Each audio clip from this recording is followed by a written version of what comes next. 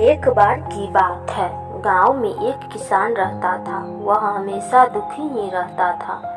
उसकी परेशानियों को देखकर किसी ने उसे गौतम बुद्ध की शरण में जाने को कहा। यह सुनने के कुछ समय बाद ही वह किसान बुद्ध की शरण में चला गया। गौतम बुद्ध के पास पहुंचते ही किसान उनसे अपनी व्यथा सुनाने लगा।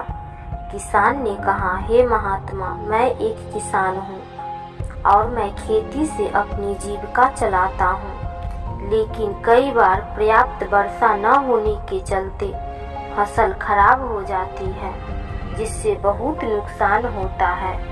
मैं विवाहित हूँ और अपनी पत्नी से प्रेम भी बहुत करता हूँ और वह मेरा ख्याल भी रखती है, लेकिन कभी कभी वह मुझे इतना परेशान कर देती है कि मुझे लगता है कि यह मेरे जीवन में न होती तो कितना अच्छा होता।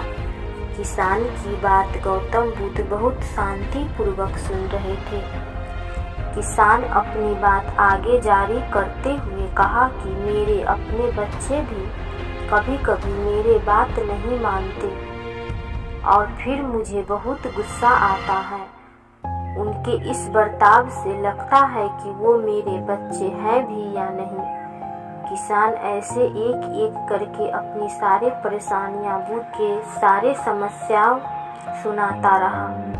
इस बीच गौतम बुद्ध ने एक शब्द भी नहीं कहा। अपनी सारी समस्या बताने के बाद जब किसान का मन हल्का हो गया तो वह बुद्ध के जवाब का इंतजार करने लगा, लेकिन बदले में बुद्ध ने कुछ नहीं कहा। गौतम बुद्ध के बहुत समय कोई प्रतिक्रिया न देने के कारण किसान का सब्र खत्म हो गया और उसने ऊंची आवाज में कहा, आप मेरे समस्याओं का समाधान करेंगे या नहीं? गौतम बुद्ध ने उत्तर दिया, मैं तुम्हारी कोई मदद नहीं कर पाऊंगा। यह सुनते ही मानो किसान को अपने कानों पर विश्वास ही नहीं हुआ। उसने कहा, महात्मा, आप ये क्या कह रहे हैं?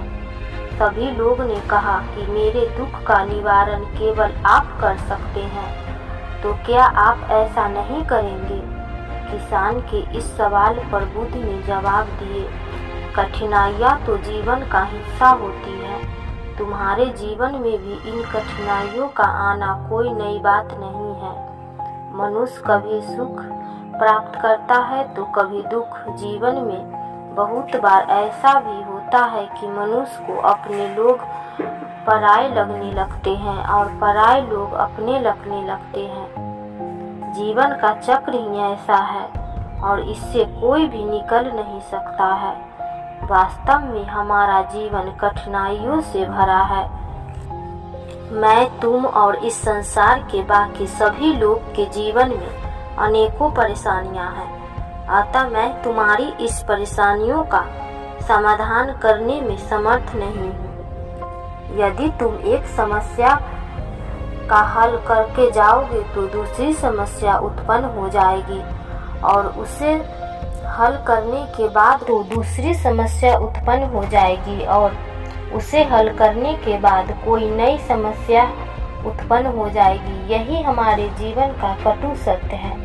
बुद्ध के इन वचनों को सुनकर किसान और अधिक क्रोधित हो गया और वहां से उठकर जाने लगा। इतने देर में बुद्ध ने उसे रोका और कहा, मैं तुम्हारे इस समस्या का समाधान तो नहीं कर सकता, लेकिन एक दूसरी समस्या का हल कर सकता हूँ। इस बात पर किसान ने आश्चर्य से कहा, इसके अलावा भला और कौन सी समस्या है? बुद्ध ने कहा, तुम यह सोचते हो कि तुम्हारे जीवन में कोई परेशानी नहीं हो। यही कारण है कि तुम्हारे जीवन में अन्य समस्याएं उत्पन्न होती है। तुम इस सत्य को अपना लो कि जीवन में तो समस्या लगी ही रहती है। तुम सब हमेशा यही सोचते हो कि इस संसार में तुमसे अत्यधिक दुखी और कोई नहीं है, लेकिन एक बार अपने आसपास देखो, क्या बाकी लोग तुमसे कम दुखी हैं? जैसे तुम्हें अपना दुख बड़ा लगता है, वैसे ही तुम्हारे आसपास के लोगों को भी अपना दुख छोटा या बड़ा, लेकिन जीतने वाले लोग को हमेशा अपना दुख बड़ा प्रतीत होता है।